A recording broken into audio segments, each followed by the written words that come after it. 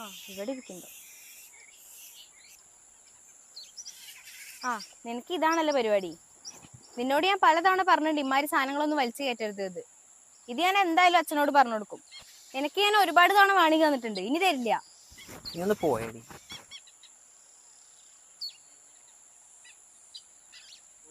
ഇത് ഞാൻ എന്തായാലും പറഞ്ഞു കൊടുക്കും.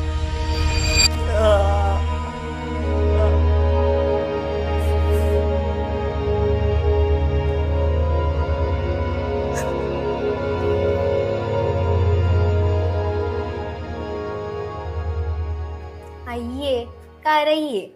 ഏട്ടൻ എന്തിനാ കരയണ്? ആമ്പിള്ളേരായി അങ്ങനെ കരയാൻ പാടുണ്ടോ? ഏട്ടനൊരു അബദ്ധം പറ്റിയല്ലേ, അത് ഞാൻ ക്ഷമിച്ചു. ഇനി ഏട്ടൻ ലഹരിയൊന്നും ഉപയോഗിക്കരുത് കേട്ടോ. അച്ഛനെ അങ്ങനെ വിഷമിപ്പിക്കരുതേ.